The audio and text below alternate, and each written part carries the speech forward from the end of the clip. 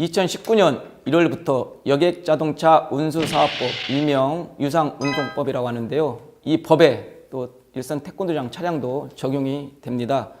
택시나 버스처럼 일선 도장 차량 영업용으로 하겠다는 건데, 태권도장 차량에 대한 유상운송법 적용을 반대한다!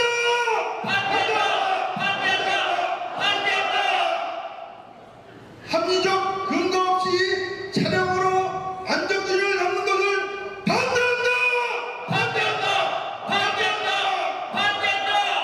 자, 유상운송법 무엇인지요? 지금 일선 태권도인들 잘 모르더라고요. 네, 그렇습니다. 이게 경찰청 소관인지 국토교통부 소관인지도 지금 헷갈릴 정도로 그렇게 혼란이 가중되고 있는데, 지금 동승보호자가 1월 29일 날 시행되면서부터 바로 각 구청들에서 그 유상운송에 관한 등록 허가 신청을 하라고 이렇게 막 공문이 날아와서 관장님들이 굉장히 혼란스러워합니다. 유상운송법이라고 하는 것은 기관이 다릅니다. 국토교통부 소속이고요. 그 여객자동차 운수사업법 그 안에 그 사업법 시행규칙 일부 개정령안에 103조 유상운송의 허가 요건 4의 2항 13세 미만의 통학이나 시설을 이용하여 요건을 갖춘 자동차를 운행하는 경우 103조의 2항 유상운송용 자가용 자동차의 촬영, 그다음 104조 자가용 자동차 유상운송의 허가 신청 이 등의 적용을 받는 법률입니다. 그래서 핵심은 그 영업용 택시나 버스처럼 이거를 동일시 해석한다는 것인데, 저희들이 보기에는 굉장한 큰 법의 오류가 있다고 얘기하고 싶습니다. 그 법의 오류 좀 설명해 주시죠. 네네. 유상운송에 관련돼서 일단은 제가 인터뷰를 한 내용이 있는데, 실제 전세버스를 운행하고 계시는 기사님께 인터뷰를 했습니다.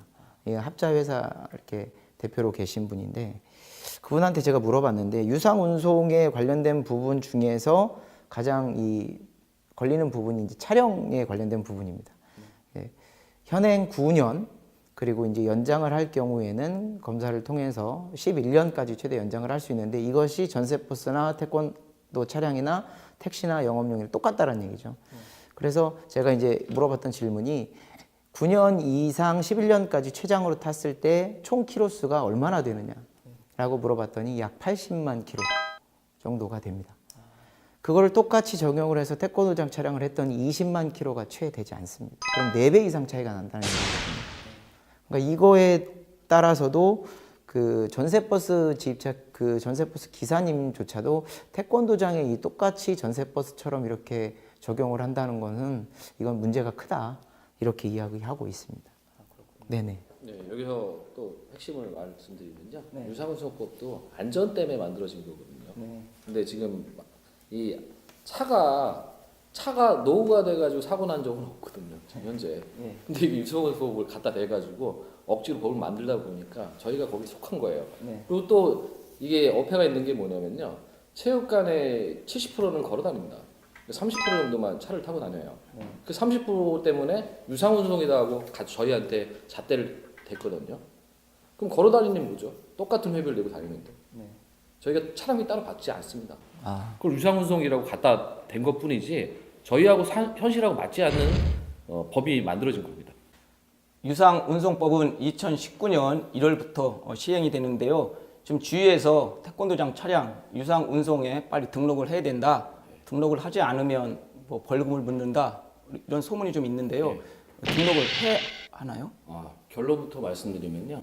하지 않으셔야 됩니다. 그 이유는요? 19년까지는 저희가 유예를 받아놓은 상태거든요. 전국 태권도 연합회, 한국 태권도 경영연합회가 저희가 항의 방문을 했었습니다. 국토교통부에서. 그때 만들어낸 법이에요. 그래서 3년 반을 유예를 시켜놨습니다. 그럼 그 전까지는 안 하셔도 되는 건데요. 지금 왜 이런 상황이 발생이 됐냐면, 그럼 왜 빨리 성급하게 왜 자꾸 가입을 하라고 합니까? 저희가 이제 국토교통부 주무관하고 통화를 했었습니다. 직접 통화를 해봤더니 왜 당신 자꾸 하라고 하냐 물어봤더니 2019년도 갑자기 해야 되는데 사람들이 준비 없이 하면은 안 되지 않냐. 그래서 계몽 차원으로, 안내 차원으로 보냈는데 이게 내려가다 보니까 밑으로 내려가서 강압이 된 거예요. 일선관장이 뭐 지역에 있는 시청이나 이렇게 물어봤을 때는 해야 됩니다 하니까 두려움을 갖고 빨리 할 수밖에 없는 상황이죠. 왜? 네. 벌금을 몇 천만 원 내야 된다는 상황이 되니까요. 만약에 지금 등록을 하게 되면 관장님이 50% 정도 유상운송으로 등록을 하게 되면요, 50%가 되면은 저희가 유상운송이다라고 인정하는 꼴이 되는 거예요. 그러면 전국에 있는 12,000여 개 태권도장 중에 절반 이상이 등록을 하면 그렇죠. 인정하는 꼴이 된다는 얘기인가요? 그렇게 되면은 이제 저희가 지금 국기원이나 대한태권도협회 대책위원분께서 네. 싸우고 있거든요. 네. 뭐 행정소송이라든지 헌법소원을 준비하고 계신데 유상운송이다 인정해버리면은 싸울 의미가 없어지는 거 아닙니까? 그러니까 절대로 그냥 돈도 받으셔도 안 되고요. 그다음에 유상운송 등록하시면 안 돼요. 그래야지 대책위원이 싸울 수 있는 시간을 벌어주는 겁니다. 아, 만약에 태권도장 차량이 유상 운송에 등록을 하면 좀 이익을 보는 어떤 뭐 회사나 단체가 있습니다. 그리고 저희가 봤을 때 지금 현재 로비가 진행되고 있다고 듣고 있는데요. 네. 뭐 보험사라든지 보험사. 보험사 같은 경우에는 지금 현재 60만 원의 보험이다 예를 들어서 그러면 두 배로 떠요. 120만 원 정도를 내야 되는 상황이고요. 네. 또 지금 유상운송이다 보니까 차가 9년이 되면은 검사를 맡아서 11년으로 2년 연장이 됩니다. 네. 11년 이후부터는 차를 어떻게 보낼 데가 없어지죠. 폐차시키는 겁니까? 폐차시켜야 되죠. 그러면 이익을 보는 자동차 회사는 뻔한 거 아닙니까? 뭐 그렇습니다. 네, 어떻게 보십니까? 몇 가지로 이 말씀을 드릴 수가 있는데 이미 뭐 전문의께서 말씀하셨겠지만 네. 첫 번째가 이제 정경유착에 그 합리적인 의심을 배제할 수가 없다. 네. 그 정경유착이라고 하는 부분이 대표적인 H사를 말씀드릴 수가 있겠는데요. 이 부분은 지금에서도 불거지는 문제지만 어린이 구조 변경 통합 차량을 그 등록해야 되는 그런 시점에 작년 7월 달까지에도 제가 알기로도 그 H사에서 그 법과 제도가 바뀌는 것을 조금 악용해서 네. 학원과 태권도장의 15인승 승합차를 적극적으로 좀 판매하도록 각 영업소에다가 그 판촉 활동 강화에 대한 공문을 하다라는 걸로 알고 있습니다. 뭐 제가 갖고 있는 것도 있고요. 둘째는 그 유상 운송이 이제 등록이 되게 되면 이 정말 심각한 벌금이나 처분도 중요하겠지만 개인 사유재산의 침해가 정말 심각하다. 그렇기 때문에 일단 유상 운송의 등록에 관련된 부분은 저는 개인적으로 전무님 말처럼 부정적으로 좀 보고 있고 그걸 스스로 왜 인정을 해야 하는지 우리 자체 쪽으로 그리고 이제 뭐 법안도 계속 이렇게 올라갈 것이고 발의가 될 것이고 행정소송 헌법소원을 하고 있는 부분이기 때문에 일선 지도자 입장에서는 조금 더 기다려보는 것이 유예 기간도 남았고 하니까 그런 것이 좀 순리다. 진행 상황을 지켜봐야 된다 이렇게 보고 있습니다. 그리고 이 차량 운행비에 관련된 부분은 아까 합법적이라고 말씀을 드렸는데요. 그럼 전국에 이 차량 운행비를 받고 차량 운행을 지금 유상운송으로 돌려서 하고 있는 도장들이 있느냐? 있긴 있습니다. 있긴 있는데 이제 제가 전화를 해서 물어보니까 보통 어린이집 유치원들이 왕복에 3만 원 정도를 하고 있는데 태권도장 같은 경우에는 편도는 10,000원, 왕복은 2만 원 정도로 책정을 해서 이제 시행을 해본 겁니다. 그런데 이게 돌아오는 것이 당연히 유상운송으로 학부모님들이 인정을 해주셔야 되는데 이것은 또 이제 기존의 무상 서비스로 했던 차원이기 때문에 그거에 대한 불만이 또 터져 나오고 또 이런 뭐 휴관, 퇴관으로 이어지니까 이제 직격탄을 맞게 되는 겁니다. 네, 실제로 이제 부모들께서 학부모님께서 그 유상으로 받는 거 부분에서 밴드에 올라온 글을 보면요, 이 도장에서는 받으니까 나는 저 도장 가겠다. 왜 받냐? 여태까지 안 받던 돈을. 네. 그러면서 옮기는 경우가 굉장히 많아요. 아, 그렇습니까? 네. 동승자 탑승 의무화 및 유상 운송법 적용 이 불합리한 내용이 많기 때문에 행정 소송을 통해서 좀 개정을 해야 된다 이런 움직임이 확산되고 있는데요. 행정 소송, 헌법 소송 하려면 아무래도 좀 돈이 많이 들잖아요.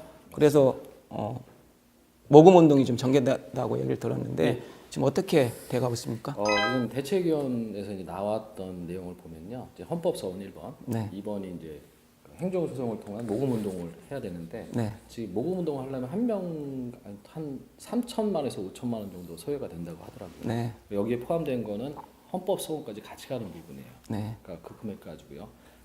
근데 지금 행정소송을 하려면은 시범 케이스가 있어야 됩니다. 그래서 저희가 지금 모금 운동하는 이유는요, 한 5천만 원을 모으려면은 한 명당 한 500 정도가 들어간다고 예정을 했을 때 10명이면 5천만 원이잖아요. 네. 5천만 원에 대해서 시범 케이스 10개를 만들어서 저희가 소송을 거는 거예요. 행정소송을. 당한 사람들이, 단속 당한 사람들이 네. 불합리하다 10건을 올렸을 때 법원에서 봤을 때 이게 계속 법이 올라오면은 항의가 들어오잖아요. 그러면은 단속하는 것도 아마 정지가 가능하고요. 그렇게 되다 보면은 이제 저희가 이 근거 자료를 통해서 헌법소원이라든지 또 갈 수가 있는 부분들이에요. 아, 그럼 그 10가지 사례를 만들어 놓는다는 얘기죠. 사례죠. 케이스를 만들어요. 그렇죠. 예, 예. 아, 그렇군요. 그러면 그 전국에 있는 237개 시군구 예. 협회가 있지 않습니까? 이런 분들이 좀 적극 좀 호응을 해 줘야 되는데 지금 현재 모금 활동 어느 정도 좀 모았나요? 현재 한 100명 정도 됐고요. 실제로 저희 전국에서 제일 처음으로 서울시에 있는 금천구 태권도 협회에서 네. 원래 때 저희 그 전국 태권도장 연합회 회장님하고 저하고 둘이 방문했어요. 와서 궁금하니까 알려달라고 그래서 네. 저희가 이러이러한 취지다 설명을 했고요.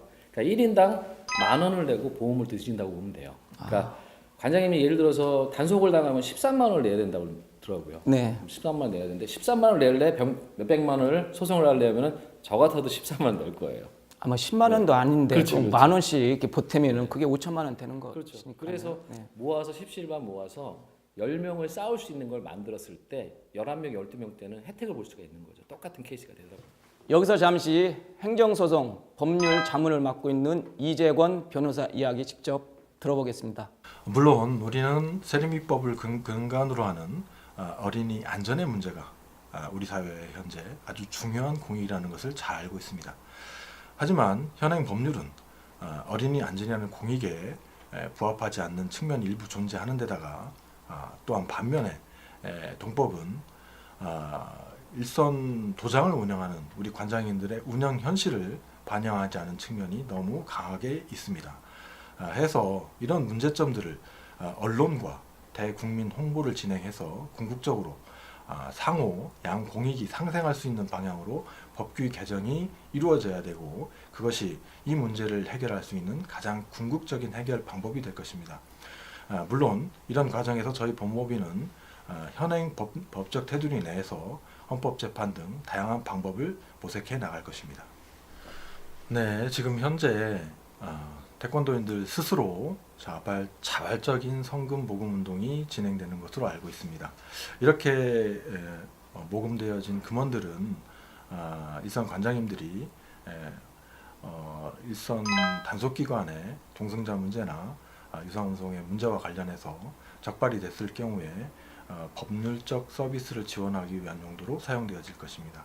하여 저희 법무법인은 적발된 관장님들에 대해서 최선의 법률 서비스를 진행할 것이며 그 구체적인 내용은 법률 자문과 함께 각 행정소송이나 형사소송에 있어서 대리인 내지는 변호인으로서 참여하여 관장님들의 법률적 서비스를 위해서 최선의 노력을 다할 것입니다. 일선 지도자들이 생각하는 그 서명운동과 그 모금운동에 관련된 부분에서는 이 현실적으로다가 그 일선 지도자들이 과연 내가 이 10,000원이든 20,000원이든 이 비용을 그 모금 운동을 했을 때 이렇게 투자를 했을 때 과연 이 진행 상황이 과연 될 것이냐라고 고민을 하시는 분들이 계시는데요. 그 아까 처음에 말씀하신 대로 희망의 불씨를 좀 계속 지펴야 되지 않겠느냐. 그리고 소송이라고 하는 것은 당장 그 결과가 금방 나오는 부분이 아닙니다. 그렇죠. 생각보다 계속 그리고 대책위원회에서 또 이런 부분 행정은 또 행정소송대로 또 헌법은 헌법소원대로 이렇게 계속 진행을 해가고 있는 부분이기 때문에 그냥 이렇게 방관자 입장에서 이렇게 지켜만 보지 마시고 적극적으로 이렇게 좀 참여해 주시고 이런 부분이 좋다고 생각합니다. 자, 마지막으로 이 동승자 탑승 의무와 문제점 그리고 유상운송법 적용의 문제점 현실적으로 어떻게 더 노력을 해야 되는지 마지막으로 한 말씀 해주시죠. 네, 지금 저희가 할 수 있는 부분들은 앞에서 말씀드렸듯이 여러 가지가 있지만 추가를 말씀드린다면은 서명 운동도 분명히 필요하거든요. 저희 태권도장 한 12,000개에서 15,000개 정도 사인 받고요. 그다음에 학원연합회까지 합쳐서 하면은 한 10만 개 정도를 됩니다. 10만 개에서 지인, 가족, 뭐 와이프 뭐 이렇게 해가지고 하면은 100만 명 정도 서명 운동을 받으면은 그 근거 자료를 가지고 지금 헌법소원을 중이잖아요. 그 근거 자료를 대서 뭐 경찰청이라든지 다른 타 기관에다가 우리 이렇게 어렵다, 잘못된 법이다, 니네 인정해라라고 싸울 수 있는 근거 자료를 충분히 만들어야 된다고 생각을 하고요. 많은 동참 바라고요. 앞으로 이제 도로교통법뿐만이 아니라 여객자동차운수사업법, 차량 유상운송 문제까지 한두 가지가 아닐 겁니다. 그래서 좀 해결해야 될 문제도 많고, 그래서 어려움 없이 우리 일선 지도자들은 현실적인 그 법 개정이 될 수 있도록 적극적인 관심이 일단 필요하고, 또 생업을 이어나가는데 전혀 문제가 없도록 우리 대책위원회의 어떤 많은 활동을 좀 힘드시겠지만 끝까지 좀 기간이 좀 오래 걸릴 거라고 생각합니다. 소송까지. 관심과 노력을 부탁드리고 또 우리 지도자들께 말씀드리고 싶은 건 계속 얘기하는 내용이지만 어린이 안전에 좀 중함을 좀 느끼고 지난 뭐 합기도 차량의 사고 같은 그런 일들이 반복되지 않도록 정말 심혈을 기울여야 되고요. 앞으로 뭐 동승자 탑승 의무 조항이 좀 개정되고 여객자동차 운수사업법 차량 유상운송 조항이 현실적으로 좀 반영이 다시 돼서 지도자들이 또 생업을 지켜나가는데 무리가 없도록 했으면 좋겠고 마지막으로 이제 국회의원분들한테 말씀드리고 싶은 건데요. 국민의 안전의식, 우리도 이제 안전을 책임져야 하지만 국민들의 안전의식을 좀 개선할 수 있는 방법도 찾아달라. 두 번째는 우리도 국민이다라고 하는 겁니다. 그런 부분을 마지막 마무리 멘트로 하고 싶습니다. 마지막으로 부탁드리겠습니다. 관장님들, 전국에 계신 관장님들 서명운동과 모금도 꼭 해주시고요. 그다음에 주변 지인 가족들과 같이 해주셔야지 그 인원이 많으면 많을수록 저희 힘이 생기는 겁니다. 대책위원들이 일할 수 있는 힘을 만들어 주시고요. 또 하나 직접 하셔야 될 것들 구지혜나 있으면은 관장님들 모이셔가지고 국회의원 방문해 주세요. 그래서 지금 계류 중인 법을 통과시킬 수 있도록 저희가 힘을 움직여야지 대책위원이 할 수 있는 부분들이 아닙니다. 우리나라 속담에 많은 사람들이 모여서 한 목소리를 내면 단단한 쇠붙이도 녹일 수 있다고 했습니다. 국회의원과 대한태권도협회 중심으로 이루어진 대책위원분들 좀 더 적극적으로 좀 활동해 주시고요. 전국에 있는 일선 태권도인들 누가 알아서 해주겠지 이렇게 뒷짐만 지지 마시고 서명 운동, 모금 활동에 적극 좀 동참해 주시길 바라겠습니다. 오늘 두 분 고맙습니다. 수고하셨습니다. 수고하셨습니다. 감사합니다.